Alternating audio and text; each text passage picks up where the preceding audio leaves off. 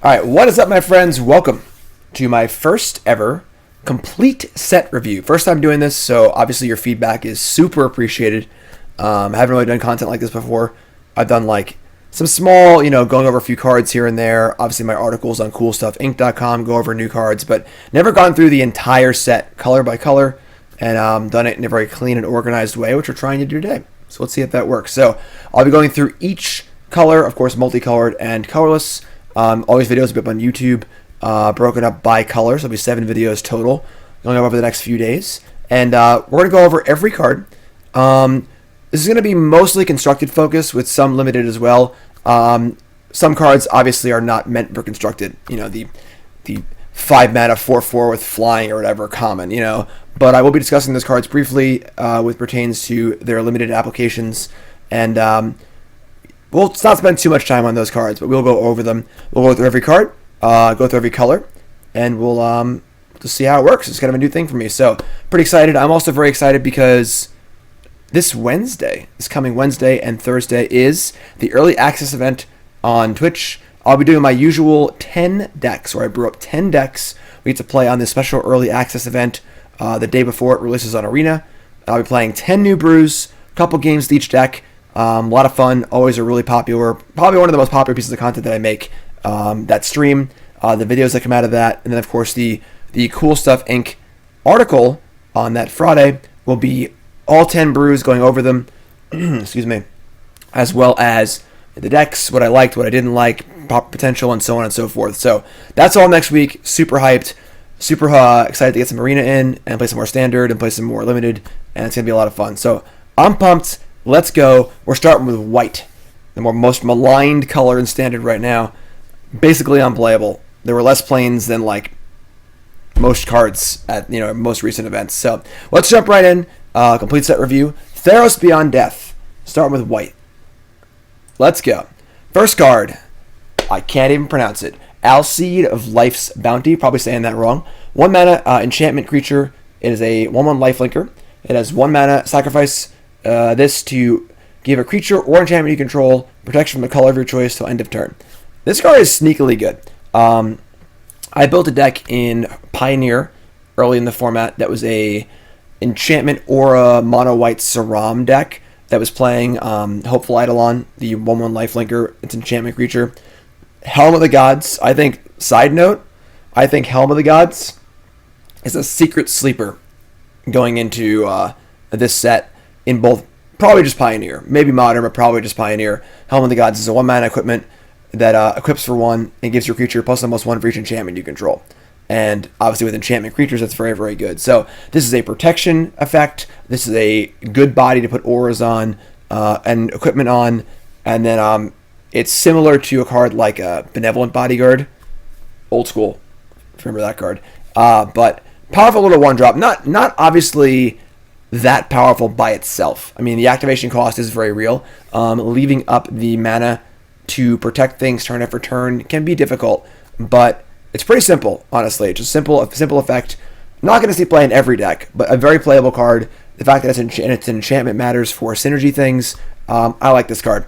I am definitely a fan, and I'll be trying this card in my Saram Auras deck in Pioneer, probably as a 4/of, for sure. Probably one of the first things I'll do once this set is on Magic or online for Pioneer. And Limited, this card's definitely solid. Protections are very good. It's obviously an onboard trick, but it's reasonable. And we'll see how powerful the Constellation effects are. And Daddy of Runes, I like that. So, pretty cool card. It's simple. This is the kind of card that I like. I like cards that are kind of the sum of their parts. This card is not amazing by itself, but works together in a lot of ways with different synergies. So, I like it. Next card is Archon of Sun's Grace, 4 mana for a 3/4 flying lifelink, which is already quite good. That 4th toughness is pretty big, and a flying lifelinker is very reasonable. It says Pegasus creatures you control have lifelink. Then it has a Constellation ability. Whenever an enchantment enters the battlefield under your control, make a 2/2 white Pegasus creature token with flying. This card is very, very pushed. This card compares very favorably to a card like a Maria Angel, which is a 3/3 flyer for that landfall to make 1/1s. Obviously, enchantments are a little harder to come by, but it's the main theme of the set. the fact this card's already good by itself is pretty huge. A 3/4 lifelink flyer is very, very reasonable for 4 mana, especially if it lines up well against the removal in the format. So that's already very solid. Once you get that first token off this thing, you are way ahead of rate. There are cards like Sky Tether. There are various enchantment creatures. There's tons and tons of different enchantment effects already available, and then available in Theros to make this card really, really good. So this is a card to watch. It definitely needs a home. It's in that weird, awkward spot of 4 mana, where, kind of like Hero of Bladehold, it's not going to be amazing in your aggro deck because it's too expensive, but it's a little too low impact for your control deck, maybe. The effect is so powerful that if you're able to play this on turn 6 or 7, and then play an enchantment immediately for some value, that's really, really good. So I think this card is really, really good. And then in Limited, this card is unbeatable bomb. Probably one of the best rares in the set for Limited. I don't imagine you would lose much if you untap with this card in Limited. So probably one of the better rares in the set in white. Pretty exciting card. Very, very pushed. Very, very pushed. One of the big things about looking at cards in spoilers and in new sets is examining rate. So rate is the rate, basically. The numbers on the card and how they compare to what you usually get for those numbers. So 4 mana for a 3/4 flyer is already good. That's a very reasonable rate. And then you add on lifelink, and you add on other abilities, and that's where things start to get really, really crazy. A card like Questing Beast is way ahead on rate. A 4/4 haste for 4 is already pretty good. And you add all these words to it, that's pretty insane. A card like Skirk Prospector, not very good on rate. It's a 1/1 for 1. So it has to do more than that to be effective. Kind of like our previous card, honestly. This card's only okay on rate. A 1/1 lifelink for 1 is okay, but it does enough things where it might be playable. This card is well over on rate. So the cards that are over on rate and that are already good are usually your best cards in this set. So, next card, Archon of Falling Stars. 6 mana for a 4/4 flyer. When Archon of Falling Stars dies, you may return target enchantment card from your graveyard to the battlefield. So, important to note, it goes right to the battlefield. So there's some loops with this card. There's an Elspeth saga that can loop with this. Things like the Eldest Reborn. There's definitely ways you can loop this with enchantments that return creatures and so on and so forth. It's not really super exciting, though. I mean, it's just a 4/4 flyer for 6. Hard casting this in Constructed seems pretty unexciting. It is a death trigger, not a enters the battlefield trigger, so it's not like you might even get the value for it when you want to. Definitely a very good limited card. 4/4 flyer for 6 is already fine, and it's built-in card advantage. So definitely very good limited, great curve topper, but Constructed, probably not going to see much play unless, this is a big unless, it's part of some silly loop where you are able to play some enchantment that gets it back and then sacrifice it to something and then execute some sort of loop. It's always good to look for things like that too, kind of like limitless possibility cards. And this definitely has that potential, but not super exciting on rate. Definitely a good limited card. Not going to spend too much time on it. Banishing Light is back. I'm really happy this card is back. Banishing Light, of course, a 3-mana enchantment, comes into play. Exile a non-land permanent until it leaves the battlefield. So this is the fixed O-Ring, Oblivion Ring. Oblivion Ring had the old templating where the enters the battlefield and leaves the battlefield effects were separate. So you could do dumb things with it, like sacrifice it with a trigger on the stack. Thank God they fixed that. It's terrible, terrible templating. So new template is great. And this is a really important card. We saw Prison Realm in one of the earlier sets. That was a same card, but it exiled a Planeswalker or a creature and scribed 1, seeing some play. This hitting anything is huge. It's a really, really good card. Has the extra value of being an enchantment for Constellation, as well as a permanent for Devotion. So not only does it fit into the set's themes really, really well, just a really powerful card in general. We see this effect in Modern, in Detention Sphere, and in Pioneer. Obviously a little more upside on that card, but still a very, very powerful effect. It is very, very simple and very, very effective. And it is a little bit of a victim of the format. There's going to be more enchantment removal because of how many enchantments there are in the format, but this is a very, very powerful card. It exiles the gods, it exiles unkillable things, planeswalkers, hits everything. So, very powerful card, very happy to see it back. This is the kind of check we need a lot of the time against planeswalkers. Planeswalkers run rampant because there aren't enough good answers to them. This is a pretty good one. So, very happy Banishing Light is back. Captivating Unicorn, 5 mana. It's a unicorn for a 4/4. It has Constellation, and for those who don't know, Constellation is a returning ability from Theros, and it's just kind of a keyword on whenever an enchantment enters the battlefield under your control, similar to Landfall, The word landfall or the word constellation doesn't really do anything, but it's just the text that's written on it. But that's what it means every time. Enchantment enters the battlefield under your control, and it does something. And it enters the battlefield, not cast. It can come from the graveyard. It can be flickered, whatever it is. And it says, tap target creature an opponent controls. So, pretty reasonable limited card. Obviously, on rate, a 4/4 for 5 is, it's okay. It's not great. We're well past the point of that being reasonable. When I first started drafting, Barkhide Mauler was pretty good, but we're past that point. However, the effect is pretty good. If you're playing a lot of enchantments in your deck, this can help push through stalled boards. Not a very exciting card. Definitely not a card you want a lot of in your limited deck. I mean, maybe you want one to top the curve and push through in the late game. The format will dictate how desirable an effect like this is in limited, but certainly an okay card. Not super exciting. Also, at this point, you might have played all your enchantments already, so we'll see. We'll see. Not a very exciting one, but it's okay. Not that captivating. Not that captivating. Commanding Presence, an uncommon 4-mana aura enchant creature. Enchant creature gets +2/+2, has first strike, and says whenever this creature does damage to a player, make a token. This card is pretty medium. The problem with auras, of course, is you run a lot of risk where your creature gets killed in response, or just gets killed in general. You're down a card, and the tempo black hole is just terrible. I have a 3-mana creature in play. I put the aura on it. They Murderous Rider it, or Swift End, and now I'm down a creature, an aura, and 2 turns of casting stuff. 7 mana worth of casting all out down the drain. So, constructed, this card does not look very good. There's also the problem of you're buffing your creature to be much larger, but you also have a damage trigger that is kind of minimal, and they might just be chump blocking your big creature anyway. So, not a very good constructed card. A lot of tension, not very powerful. In limited, this card is certainly powerful. This can take over a game very easily, but comes with a lot of inherent risk as well of getting blown up by removal. This is the kind of card where if you need a card to go over the top, if you're an aggressive deck, want a curve topper, need a way to break through, this card is reasonable, but it comes at a very high risk.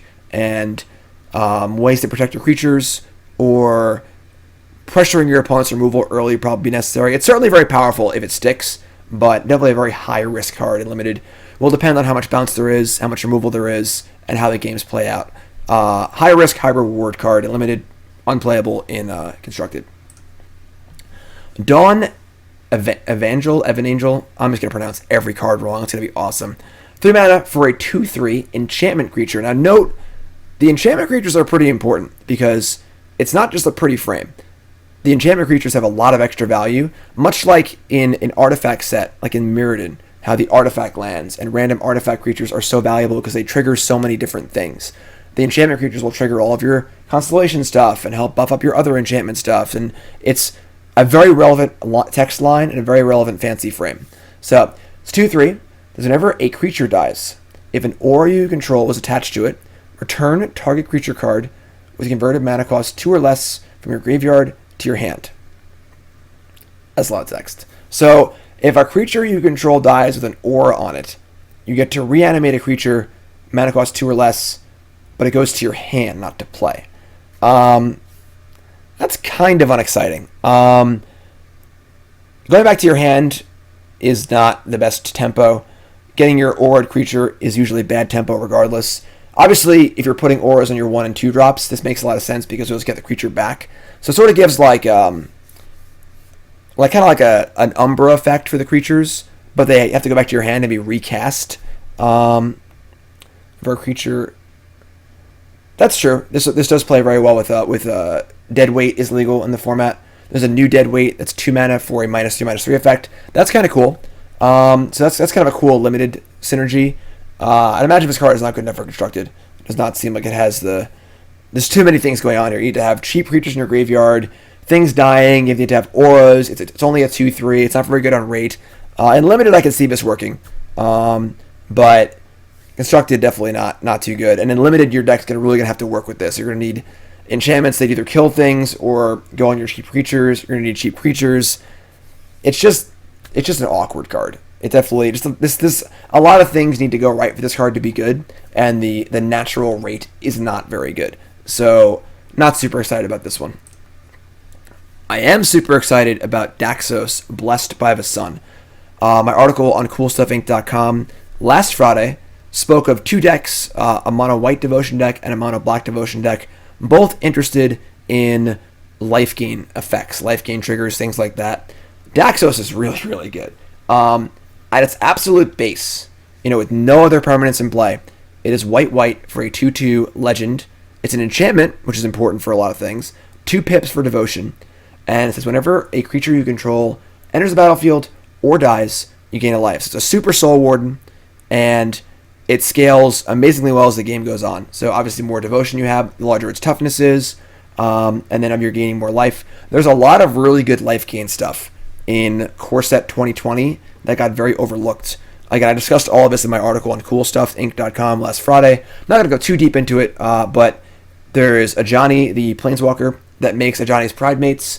Ajani's Pridemate proper was in War of a Spark. There's a lot of cool life gain trigger and life gain effects, and these sorts of triggers can really, really add up. If you want to see the article, it's on CoolStuffInc.com. Also, you can go to my website, JimDavisMTG.com, and all the articles are on there as well. CoolStuffInc.com, always. Video Monday, article Friday. And a lot of things to trigger with the life gain effect. So life gain effect is already fine by itself, but if you're making your Pridemates bigger and you're making everything bigger and doing all this crazy stuff, this card's very, very good. It's 2 devotion. It can get huge. I think this card's great. Read more about it in the article, but I think this card is phenomenal and limited, and then very, very good constructed too. It needs to be worked with. If the life gain doesn't matter to your deck, it's not that exciting, but you can do some really good stuff with this card, and I'm very, very excited about it. Next card is Daybreak Chimera, which is a white and 3 for a Chimera creature, a 3/3 flyer, and it has affinity for your devotion to white. The spell costs X less to cast, or X is your devotion to white. So this card's pretty cool. If we play Daxos, right, we have 2 white pips in play. We can play this on turn 3 as a 3/3 flyer for 3. Is that good enough? In Constructed, it's not that exciting. If we're playing like a white weenie deck, and we're guaranteed to have a bunch of stuff in play, and this always costs white for a 3/3 flyer, that's pretty good. It's not amazing. The power level in Standard has been up and up and up and up and up. In years past, that may have been good. I've been playing Magic for a long time, so it's I have to divorce myself sometimes from looking at cards like this, now as opposed to 15 years ago. Because 15 years ago, this card would have been really, really good. That's when the Leonin Skyhunter was playable and constructed. But definitely possible this card could see play in constructed. Evasion is very good. The 3rd toughness is nice.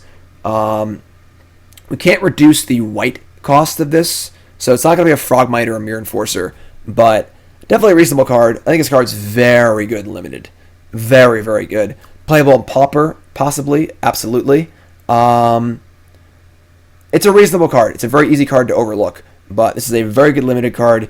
Could definitely see play in Pauper. I would not be shocked if this card saw play in Standard at all. Not at all. Depends on how important flying is. Depends on how important 3 toughness is, but definitely a lot more real than it looks. It looks like a simple little common, but this card is very, very real. Next card is Dreadful Apathy. But I don't care. White and 2 for Enchantment Aura. Enchant creature. Can't attack or block. 3 mana exile enchanted creature. So your typical 3 mana pacifism variant, because pacifism is obviously way too good for modern Magic.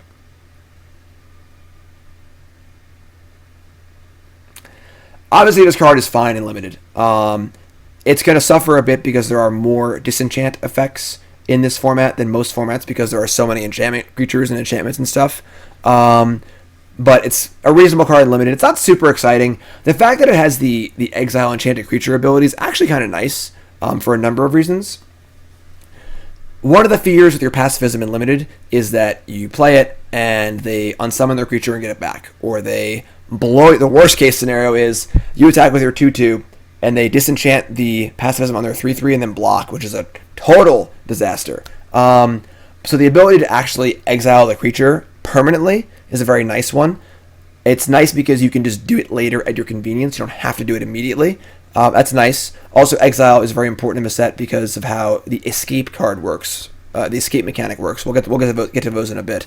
But Not playable constructed at all, obviously, but a reasonable limited card. It's probably a little worse than it looks. I think the 3-mana pacifisms have been kind of in limited lately, but definitely reasonable. How good it is in the format will depend on the format itself. I'm going to say that a lot in limited, since it's hard to evaluate cards that's seeing the field, the format, but reasonable card. Don't overvalue it in limited. Unplayable and constructed.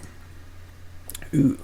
Now, this card is pretty similar to cards we were discussing in an article we did on CoolStuffInc.com maybe a month or two ago, where we were trying to solve the problem of Planeswalkers, and how Planeswalkers obviously have been pretty obnoxious in the last few years. Teferis and Okos and all these crazy cards, and we were discussing ways that Planeswalkers can be a little more fair because they're so hard to interact with. And we had a design pretty similar to this. I'm sure the set was already in print by the time that we, put our pretty obvious design up. But I'm very happy with the design of this card. I'm not sure if it's actually good enough to see a lot of play. 2 on first strike for 2 is fine.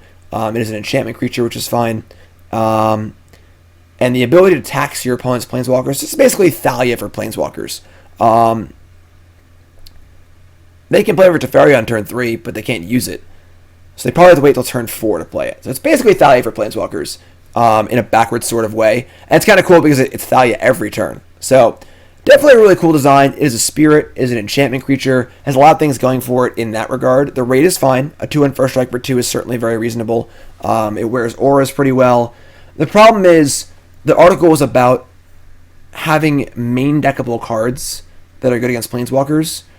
This card toes the line to me between being main deck playable enough to be relevant. It basically will depend if it's a deck for this card or not. Again, I think First Strike is huge, just like it is on Thalia, which gives it a big leg up on a lot of early creatures, makes it good to pump. This is definitely an exciting card. I love the design of this card. Love it. I think that this is a really important thing to be doing in Magic. Planeswalkers have kind of had free reign for far too long. So, is this a main deck card? I'm not sure yet. There are probably decks that want it in the main deck. There are definitely ways you can sideboard it. It is not legendary, which is definitely important, unlike Thalia, so you can just jam 4 of us in your deck. So you can stack these. You can have 2 in play, and now that Teferi looks pretty mopey. But very real card. Obviously very solid, limited. Just a 2-1 first strike for 2 with synergies is great. This is a card I hope sees play. We'll see, but I am excited about this card for sure. Next card is Elspeth Conquers Death. I love, personally, that Sagas are back. I think Sagas are phenomenal designs. They're very, very interesting, and this set is a natural fit. They're enchantments, they tell stories, just perfect. Perfect re-inclusion for Theros. Elspeth Conquers Death is a rare saga, and if you don't know what sagas do, it's pretty simple. They come into play, and they take 3 chapters. Every turn a new chapter happens, so Chapter 1 when you play it, Chapter 2 the next turn, Chapter 3 the next turn, and it goes away. Chapter 1 is exile target permanent an opponent controls with mana cost 3 or greater. So right up front, we're getting pretty good value here. 5 mana to kill something's a lot, but we get a lot more out of it. This card compares very favorably to the Eldest Reborn, but that was an edict effect. So if you killed a Planeswalker, it felt really good, but occasionally it would just eat like a 1/1. And exiling a large, good permanent is a pretty big game. This can come into play. This can exile a Nissa, who shakes the world, or one of the gods, any of the gods.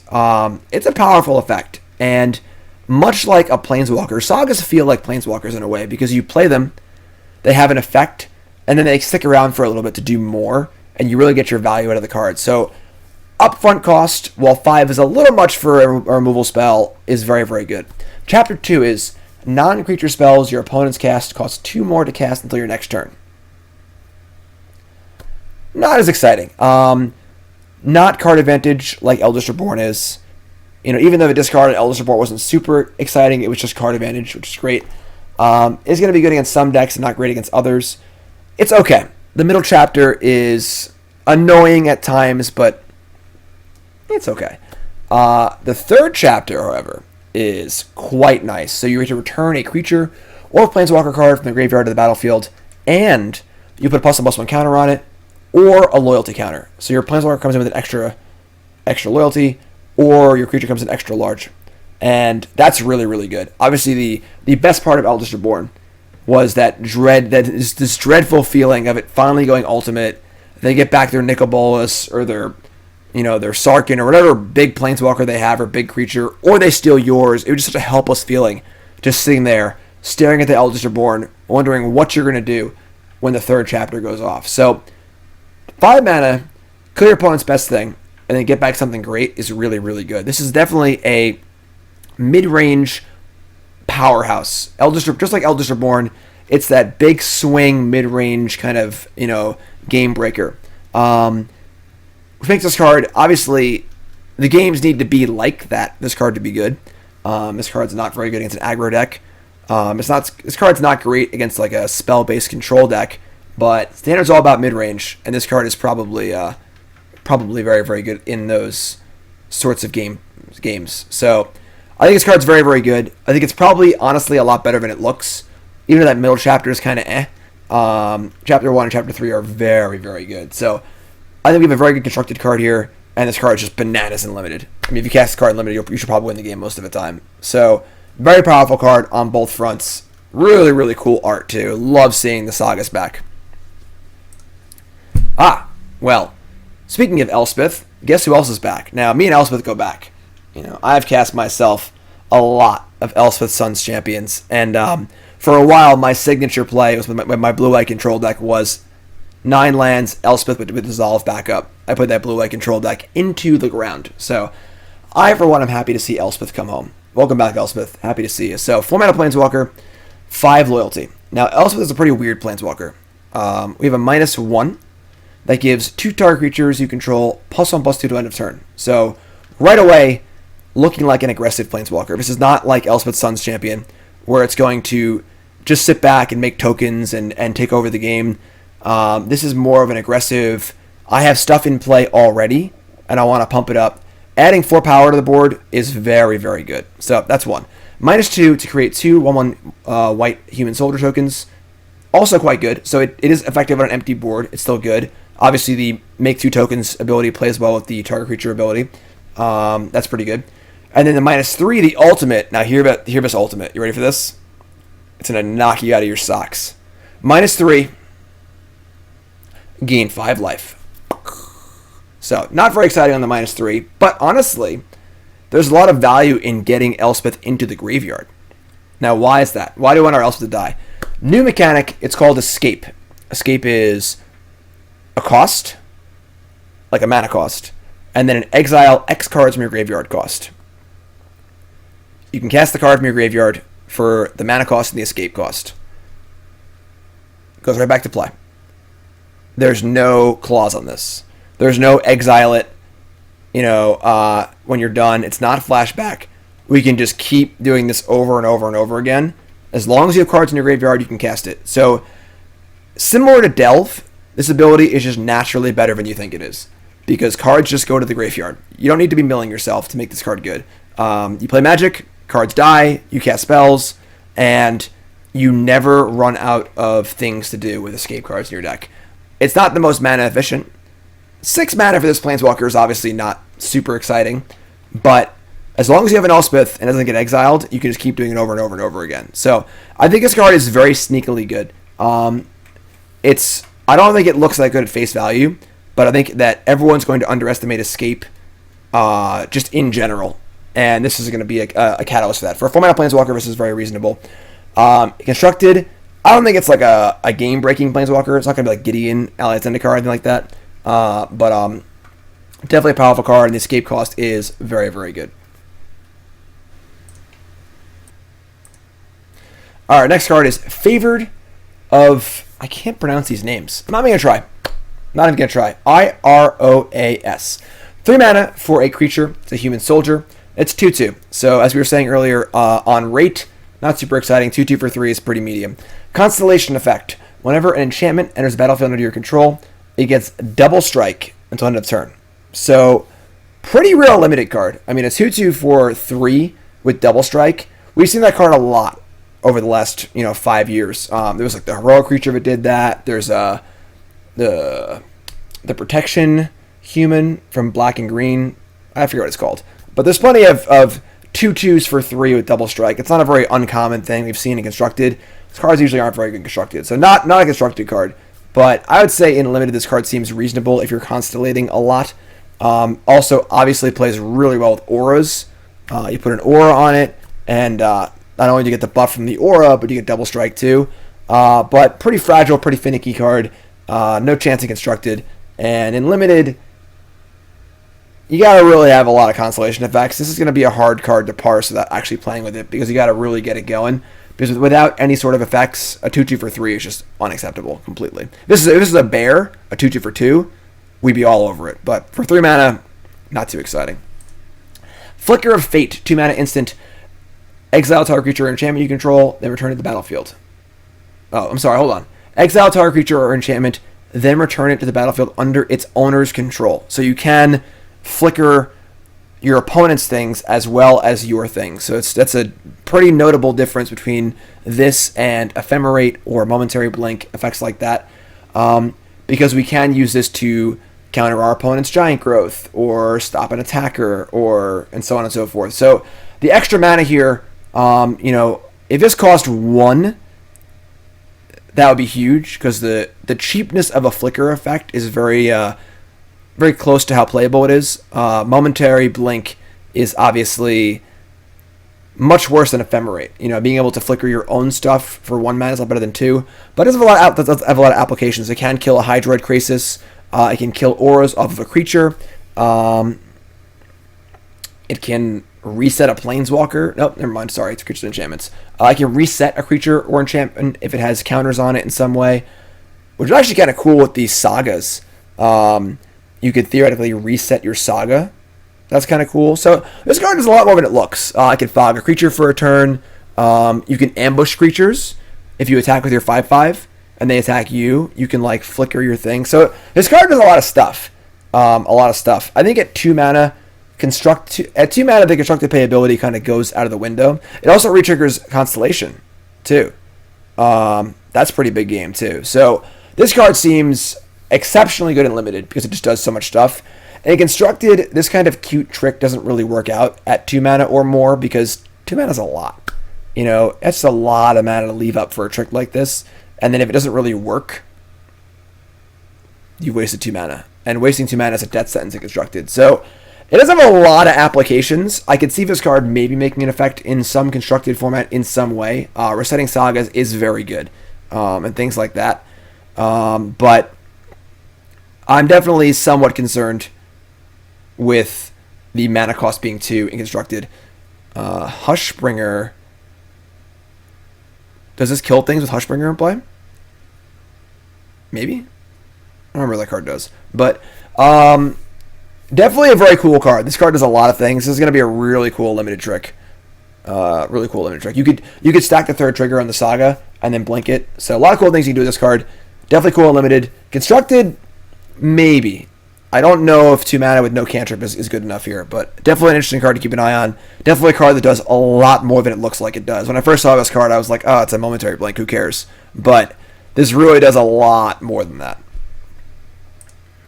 Glory Bearers, 4 mana, 3/4 enchantment creature. So on rate, as we were saying, one of the most important things to look at. Definitely solid on rate. A 3/4 enchantment creature for 4 is fine for a common and limited. Whenever another creature you control attacks, it gets +0/+1 on the turn. This card's not bad. Constructed, obviously unplayable, but in limited, this card does a lot. This is kind of your workhorse limited card. A 3/4 for 4 as an enchantment, triggers Constellation stuff is good, and then adding a toughness to your creatures is really honestly quite good. Makes your bears into 2/3s, makes your 3/3s into 3/4s, lines up attacks in a way your opponent is not expecting. This card is good. This is a good limited card. We'll see how important Constellation triggers are, but this is a very, very solid card. I don't want a ton of them. I don't necessarily first pick this card. This is a real good meat and potatoes card. I like this card a lot. Next card is Helios Intervention. There's one of these for every color. It's a double modal spell with color X. This is a white X for an instant. Choose one. Destroy X target artifacts or enchantments. Or what is the most powerful mechanic in Magic? Target player gains twice X life. Why is white so broken? All the life gain, folks. It's all the life gain. So, I think with these interventions, They're modal spells with 2 modes that are usually pretty non-related. Usually one mode's important. So, destroy X target artifacts or enchantments. That's a pretty powerful mode. 3 mana to kill a creature, an enchantment creature, or an enchantment is reasonable. It's not good, but it's reasonable. And once you kill 2 things with this card, that's quite good. And then more than that, that's game breaking. So this is definitely a very powerful effect. This is the main purpose of this card as a anti-artifact or enchantment card. Probably a very good sideboard card. I think that the format would need to shake out a certain way for it to be a main deckable card, but this is very, very powerful. And then the rider text of just gain twice X life. It's not bad. 4 mana gain 2, not very good. 5 mana gain 4. It's okay. I'm sorry. 4 mana gain. Bad at math. 3 mana gain 2, not good. 4 mana gain 4 is okay. 5 mana gain 6, that's also reasonable. You know, it's not amazing, but it's definitely the rider text on the kill artifact and enchantment card. Yeah, seems very good in Commander. Obviously, this very big, powerful, splashy effect. Probably better options in older formats like Modern, where there's more directly powerful artifact and enchantment hate, but definitely a reasonable card that should be considered in most sideboards, depending on how the format goes. Helios Pilgrim returns. 3 mana for a 1/2, comes into play, search for an aura, and put it in your hand. This card saw some really, really fringe play in Standard, if I recall correctly, in like heroic decks and stuff. And not a great card on rate. 1/2 for 3, this is not Stoneforge Mystic. You know, this costs 2, I think it actually would be a really good card. But auras obviously are worse than equipment anyway. But it is certainly... there's not an impossibility this could see play constructed, but probably not. And then in limited, we have some good auras. This card's very reasonable. Sort of negates the card disadvantage of an aura by giving you a body to put the aura on. For example, like the 4 mana aura we looked at earlier that gave first strike and made tokens. You play this on 3, play that on this on turn 4. That's reasonable. That's reasonable. So definitely a possible playable card. You can find a lot of auras like Deadweight. It's important to note that auras are not necessarily useful for killing your or pumping your stuff. You can kill your opponent's stuff. And then obviously there are auras that enchant players or enchant other things too. So it's a little wider than just like go get a Rancor or go get a Moldervine Cloak or something. But not an amazing rate. Helios Punishment. Because white is just too strong and needs to be punished. 2 mana. I don't want to read this card. This card's just so embarrassing. We'll get through this. White. Poor white. Helios Punishment. 2 mana. Enchantment aura. Enchant creature. Comes into play with 4 task counters on it. Because everyone loves a good task counter. Enchanted creature can't attack or block. It loses all abilities. But it gains the ability to apt to remove a task counter. If it has no task counters on it, destroy Helios Punishment. So, apparently pacifism is just too good. And apparently Arrest at 2 mana, also just too good. There's already a bad pacifism in this set. I don't know what the hell this card's in this set for. This card is just an embarrassment. This card is just sort of like, I'd rather there be nothing than this card. You know? Just embarrassing. I can't talk about this card anymore. We're done. Ooh. From garbage to wowzers. The best god by a lot. Helios Suncrowned. Again, I spoke a lot of this card on my article on CoolStuffInc.com last Friday, where I built a mono-white life gain devotion deck. This is the god. This is, I think, by far the best god. Very similar to Thassa, God of the Sea, how Thassa was the only 3-mana god in the previous Theros and was by far the best one. Helios is very, very similar. 3 mana is a lot less than 4, and there are definitely times where you play your god, it's not going to be a creature yet. That's much more acceptable on turn 3 than on turn 4. If you make a play on turn 4 in Standard, and your play does not affect the board, you are probably going to lose the game. This is the fact that kept a lot of the other gods mostly out of Standard playability. This plagued the gods from Amonkhet. Hazoret was one of the exceptions, but your card has to affect the board on turn 4. On turn 3, you have a little more leeway. You're on the play. Opponent doesn't have much stuff in play yet. Kind of why Narset and Teferi are so good, and 3-mana Planeswalkers are so good. Because you can play them, and they don't even need to affect the board to be that good. So 3-mana, much better than 4-mana. It's not close. We have a lot of words to read here. Legendary enchantment creature god. So it's an enchantment, which triggers constellation stuff and other synergies. Also makes it vulnerable to things like revoke existence, but 5/5 indestructible. If your devotion is 5 or more, Helios becomes a creature. It does not start as a creature. Whenever you gain life, put a +1/+1 counter on target creature or enchantment you control. And then you pay 2 mana to give another creature lifelink. This card's really, really good. Now, I'd be remiss to not mention the combo with Walkie Ballista in older formats. With a Walking Ballista in play, with at least 2 counters on it, and Helios in play, you can give your Walking Ballista lifelink, shoot your opponent, gain a life, put a counter on it, shoot your opponent, gain a life, put a counter on it. It's an infinite Splinter Twin style combo. It does require the Ballista to have at least 2 counters. It does require you to spend 2 mana on the lifelink for the Ballista, but it is a 1-color combo using 2 cards that are kind of reasonable by themselves. This is not Splinter Twin, but this is very, very reasonable, and it's a very good incidental combo in decks that maybe you're already playing Walking Ballista or whatever. This is not the end of the world. People were kind of freaking out on Twitter because that's never happened before. For the first time ever in life, people freaked out on Twitter about this combo being the new Splinter Twin. I would say it is less powerful than Healy Feldar Guardian, but it's also only 1 color, not 3. And the cards are individually a little more powerful. So, that's older formats. Let's talk standard. This card's very, very good. With Daxos and other white cards, it's not hard to turn this card on. One of the big things about playing Devotion decks is a deck like Mono Black Devotion has problems because if you're playing cards like Hero's Downfall or Duress or Thoughtseize, any spell you play is not a Devotion pip for your Devotion cards. So there's a lot of tension there where you can't play Interaction and also play Devotion stuff. But for white, you have Vanishing Light. You have Glass Casket. You have cards like that are interactive cards that enter the battlefield and stay there and provide you Devotion as well. So I think Helios is just really, really good. Again, the Life Gain Helios deck I built for Friday's article on Cool Stuff looked really cool. Check that out. This 6 card's very, very powerful.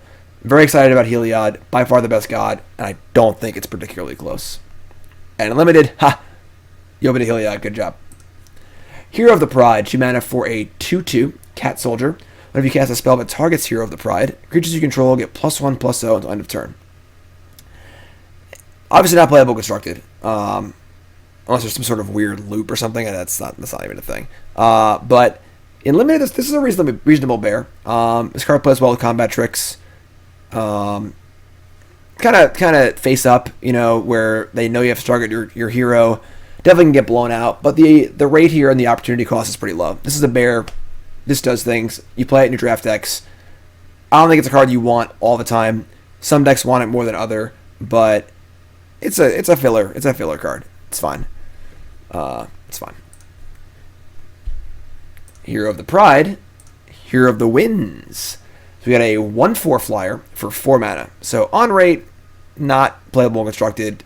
Definitely fine and limited. Whenever you cast a spell, it targets Hero of the Winds. Creatures you control get +1/+. Is this Spider-Man meme here? What's going on? Is this a cycle? So same effect. I would say this effect is definitely a lot better on a 1/4 flyer for 4 than a 2/2 because the 1/4 is much more durable and you're more likely to put auras onto a flyer, and then you kind of want this effect later in the game anyway because when you already have a board state. I would say this card is reasonable in limited, unplayable constructed. A 1/4 flyer is like more defensive, which is a little weird. I don't think this card is great, but even if things have target, I think it's reasonable. I would not play this card without things that target, whereas the bears are more reasonable. So this, I would say Hero of the Winds is it is a lower floor, but it has a much higher ceiling, I think, as a flyer and a more durable creature. So reasonable limited card, unplayable constructed. Reprint. Idyllic Tudor. I'm probably saying that wrong too. 3 mana sorcery, search for an enchantment, put it in your hand. Simple as that. I like these simple tutors. They are a little clunky. 3 mana is a lot. As we were saying earlier, playing 3 mana or 4 mana to not affect the board is tough. But if you're looking for a specific enchantment, this card is definitely reasonable.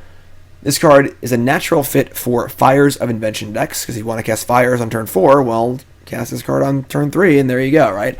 The Fires decks were playing Shimmer of Possibility and things like that to try and find Fires. That's reasonable. Some sort of combo here, Idyllic Tudor is reasonable. This card is definitely not exciting on rate. 3 mana for a tutor effect is pretty medium, and then it's pretty limiting to only find enchantments, but it's fine. Similar as it was. This card saw very little play in Constructed the last time around in Standard. I think because of Fires, this card has a chance, and there are some pretty powerful enchantments floating around, like Ethereal Absolution and things like that. You could try and play some sort of toolboxy deck, but not super exciting. Not super exciting. And yes, Fires can recoup your tempo. Fires can buy you the time back you spent on this card, which is kind of cool. But not super exciting. Another reprint. Who remembers Indomitable, Will? This is... Honestly, I think it's almost there in Constructed. Because the ability to have your combat trick be permanent is kind of nice. 2 mana aura, flash, enchanted creature gets +1/+2. So it's a holy strength with flash for 2 mana instead of 1. But the big deal here is you need to think about auras as being card disadvantage. But an aura that does something when it comes into play negates that. So I have a bear, you have a bear, I attack, you block, I play my combat trick. That kills your bear, that's all well and good. But now I have a 3/4 instead of a 2/2, which is a major upgrade. So this is a great tempo card. Is that good enough and Constructed? Probably not. The gameplay would have to be a lot about power and toughness and about sizing and not about, removal and control cards, things like that. Probably not playable in Constructed, obviously. Although I think it did see a tiny bit of play when it was legal in previous times, but I digress. But in Limited, this is a very, very solid trick. Very solid trick. I prefer this to... There's been a million 2 mana +2/+2 effects in White over the years. This is so much better than those. It is unbelievable. Huge in a flyer. If your creature has any keyword abilities, this is huge. This is the way to make your aura not just 2-for-1 you. This card's insane Limited. I love it. Karametra's Blessing. 1 mana instant. Target creature gets +2/+2 end of turn. If it's an enchanted creature or an enchantment creature, it also gains hexproof and indestructible until end of turn. This card's pretty reasonable. 1 mana tricks are so much better than 2 mana tricks, it's almost unbelievable. And this card is fairly similar to Blossoming Defense, which is a super playable Constructed card that saw play in multiple decks. Tempo is huge in Standard, and I think you need to get the hexproof and the indestructible for this card to be good. +2/+2 is not enough. But if you're playing a lot of enchantment creatures or you're playing a lot of auras, this card is very, very real. Could definitely see play Constructed. Definitely a very solid Limited card. 1 mana tricks are just hard to play around. 2 mana tricks are often obvious. 1 mana tricks are very, very reasonable. So, Sentinel's Mark is a card that still exists. It's very fair. This is very close to Blossoming Defense, and Blossoming Defense is very good. The problem with Blossoming Defense was, if your opponent was playing sweepers, it did nothing. So they play, Kaya's Wrath, and you look at your Blossoming Defense, and you're like, that sucks. This can stop that too, and that's a major upgrade. So this is not a world-breaking card. This is not a game-changing card, but this is a very playable card Constructed. Do not sleep on this card. If you're playing a lot of enchantment creatures, obviously. Lagana Band Storyteller, 4 mana for a 3/4. Comes into play, you may put target enchantment card from your graveyard on top of your library. If you do, gain life equal to the mana cost. Not playable Constructed. Not card advantage. Not a good body. Not a good rate. Not very good. In Limited, though, very reasonable card. If you can come into play and a 3/4 that comes into play and gains 4 life is honestly already reasonable. And then you just get a good card back. Very, very reasonable card. Very reasonable Limited card. Reasonably high pick, assuming you have enough enchantments in your graveyard.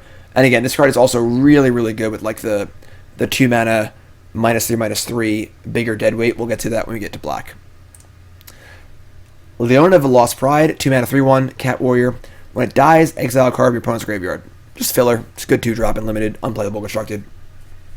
Obviously, the 3/1s trade pretty well, and randomly hitting your opponent's escape cards is good.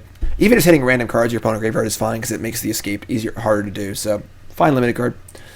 Nyxborn Corsair. Well, it ain't quite Corsair of Kruphix. Omen of the Sun, 3 mana, flash.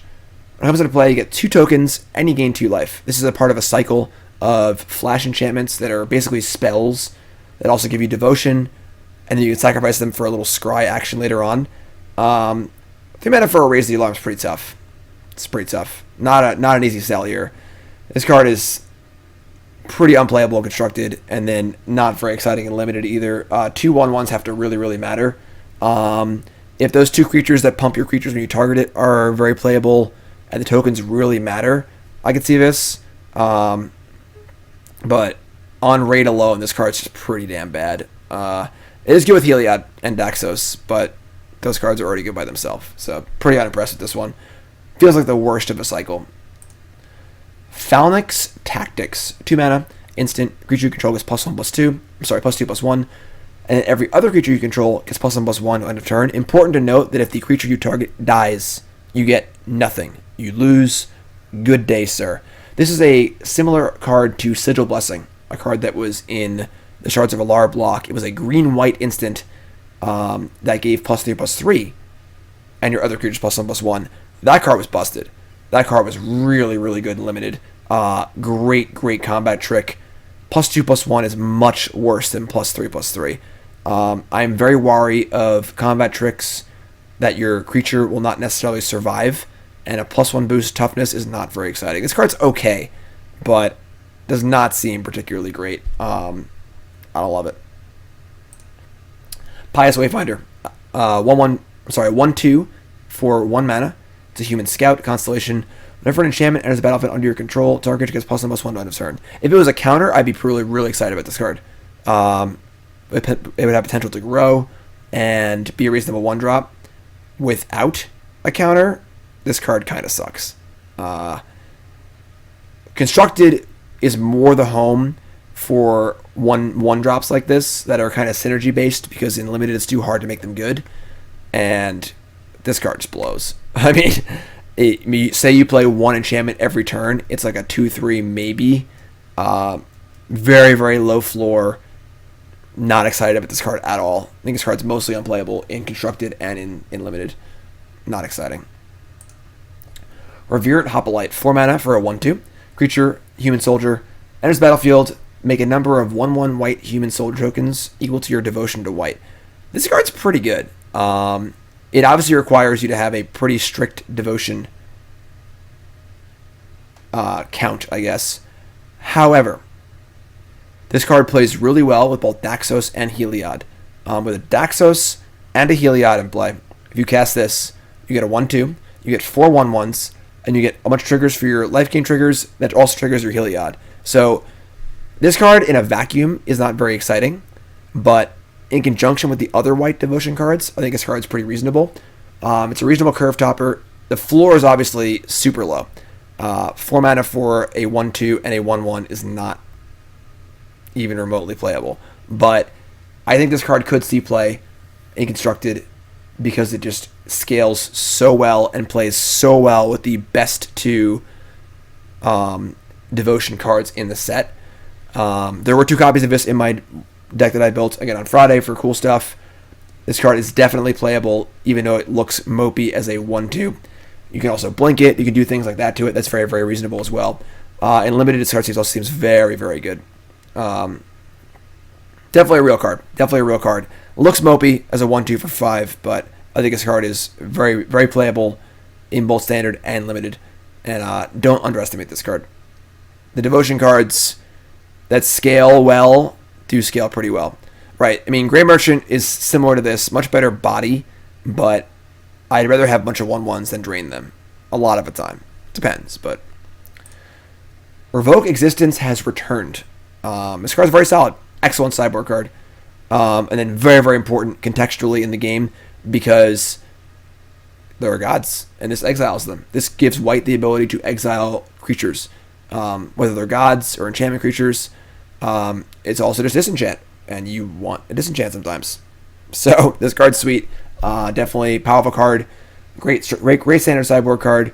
Main deckable unlimited, possibly. We'll see how many enchantment creatures there are.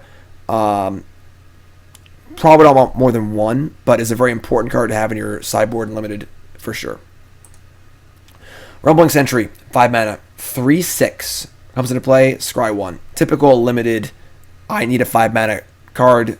This fits the bill. It's not great. It's 2 devotion. It's durable. Unplayable constructed. I don't think you're unhappy if this is in your draft deck, but you're not thrilled either. It's just okay. This card, however, excites me. Sentinels Eyes is a 1 mana aura. It gives +1/+1 in vigilance.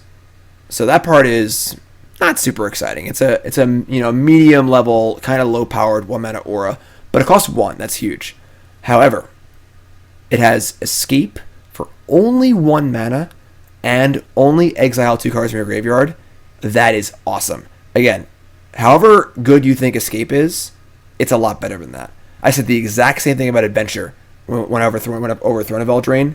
I said, however good you think adventure is, it's a lot better than that. And don't want to sound like I told you so, but I told you so. The adventure cards are all insane. So this card's really good, and it negates a lot of the negative drawbacks of auras because you can just keep casting it over and over and over again. So very, very good as a way to retarget your creatures. Very, very good as a way to pump your things up. This card is just very, very solid. I like this card a lot. In limited and constructed, the escape cost is just so good. It's just so good. This card is fantastic. I like it a lot. Also a card I might try in my Saram Auras deck in Pioneer. This card is much better than it looks. Please just try it. Shatter the Sky. Rare 4 mana sorcery. Wrath of God, where art thou? Each player who controls a creature with power 4 or greater draws a card. Then destroy all creatures. Everyone was complaining on Twitter. Wah, white's so bad. Wah, is Day of Judgment really that good? Wah. This card's fine. This card is a very solid card. In some ways, this card can be better than Wrath of God. You know, if you are doing a sideboard juke with your kind of mid-range deck, and you have one big creature in play, if you have a god in play that is indestructible, it's not bad, you know. So you have a few Banishing Lights and a white god. That's pretty cool. But the reality is, if this is nothing more than Wrath of God, they draw 1 card. That's great.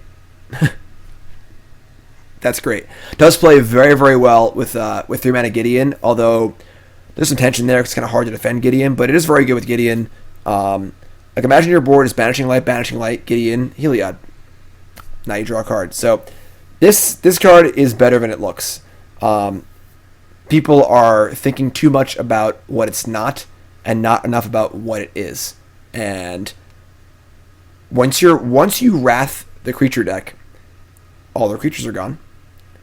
Even if they draw a card, you have time to breathe now. So this card's great. And obviously very good in limited. I think rats are a little overrated in limited because they're kind of hard to set up and a good player will sniff them out, but it's still worth playing. But I would recognize that wraths tend to be overrated and limited and be aware of that. But very good constructed card. Sunmane Pegasus. 4 mana for a 2/3 flyer. It's common. And it has 2 mana, vigilance, and lifelink to end of turn. It's a very reasonable limited card. It's fine. You know, how important is flying? We'll see, you know, but a 2/3 flyer for 4, while not exciting, is, you know, it's okay. But the fact that in the mid game, this is just a, you know, life linking, life gaining machine is pretty solid. This card's fine. It's not great, but it's a mana sink. It's a limited card. It's a reasonable filler card to play in your draft deck. Unplayable constructed. Damn it. A Cronin Veteran. 1 white for a legendary human soldier. It's a 3/3. So already we're reasonably there on rate. We have 2 white pips. It's a human, it's a soldier, it's 3/3. Has vigilance. Whenever it attacks, untap another target creature you control. Till end of turn, that creature has base power and toughness 4/4 and gains indestructible. This card is pretty reasonable. If you just attack with your 1/1 and make it a 4/4, you're attacking for 7 with this card. Obviously, part of the concern is that it has no protection itself. So if you just block your 3/3 or block your 4/4, it's, that's not great. But this card's reasonable. I don't really know what deck wants this card. It seems a little slow for like a weenie deck. Certainly plays well with +1/+1 counters, because if your creature has say it's a Stonecoil Serpent, well, now it's a 6/6 or a 7/7. Swiftblade Vindicator, sure. There's definitely things you can do with this card. Depends on what you're pumping. And the fear is that you attack once, they block and kill it, and you didn't get much out of it. But it's definitely an interesting card.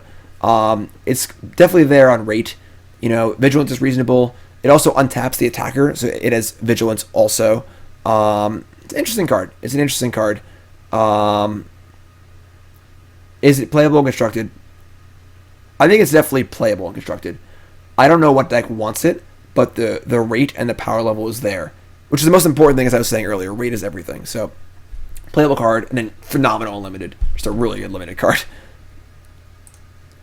Birth of... Why are all these names so hard to pronounce? Meletis? Whatever. 2-mana Saga. Uncommon. So, Uncommon Saga, pretty cool. I like this card a lot. Chapter 1. Search for basic planes, put it in your hand. So immediately it replaces itself. Just 2-mana land cycle for planes. That's honestly fine by itself. Chapter 2. Make an 0/4 wall. It's an artifact. It's colorless. Does not have a pip on it. Chapter 3. Gain 2 life. So this is a pretty simple card. Obviously, it is not the most exciting saga. Sagas are like, all your knights get bigger, or return a creature from the graveyard, and this is just, you gain 2 life. But this card compares pretty favorably to Wall of Omens. When you play Wall of Omens in your control deck, you're looking to make land drops and slow your opponent down. The fact that it can't block on turn 1 is not great, but finding a land is great. The 2 life kind of buys you that life back, I suppose, anyway. It is an enchantment. It's very important to recognize there is the Thirst for Meaning card in blue, which we'll get to, which is the Thirst for Knowledge for enchantments. So discarding this to that is very good. We can possibly loop it in some way, or return it, maybe flicker it. This is just a very reasonable constructed card. You probably board it out against other control decks and mid-range decks, but you're getting a lot for 2 mana here. It's an enchantment. It's all very reasonable. So I like this card a lot. This card's going to see a good amount of play. It's funny, though. I think this card is actually worse in limited than it is in constructed, because an 0/4 wall is not good against every deck. And it's still a saga. It's still an enchantment. I don't know. But definitely a very good card. Definitely in constructed. Defends Teferi very well. You can bounce it with Teferi, too. That's busted. Teferi bouncing sagas is so good. So now I like it even more. So I think this card's very real constructed, and it is okay and limited. It's good. It's not amazing. It's solid. Transcendent Envoy. 2 mana for a 1/2 flyer, so not very good on rate. It's an enchantment creature. Or spells cost 1 less to cast. Of all the things I want to reduce the cost of, or spells is not one of them. If Bestow is in the set, I think this card would actually be pretty good. But most of the good auras cost 1 anyway, so I'm pretty unhappy with this card. I think this card's unplayable in constructed and limited. So, not very exciting. So, I believe that's white. Nope. One more card. Triumphant Surge. 4 mana instant. Destroy a creature power 4 or greater. You gain 3 life. This is just your standard sideboard card in constructed. In limited. Kill large creature. Board them when they have large creature. Not playable constructed. That's it. That's it for white. So, overall, I think white has the best god and one of the best demigods. The Wrath is really good. There's definitely a number of cards in there for constructed. It's hard to parse the entire color as a limited color without looking at the whole set and kind of playing with the cards, so I'm not really going to try and do that. But definitely some good cards. Heliod, Daxos. Definitely interested in seeing what white has to offer. White's obviously been pretty bad at constructed lately, so only way to go is up at this point, you know? But that's white, so we'll do more of a set review. If you're watching on YouTube, please check out the other set reviews in the other colors, which will be on my channel as well. And please take a second, like the video, leave a comment saying your favorite card of the set in white is, and please subscribe to the channel. It takes 3 seconds, and it helps me so much as a content creator. If you enjoyed this, please let me know. Also, feedback is huge. It's my first set review for this. So, YouTube folks, I love you, and I'll see you next video. Blue's coming up.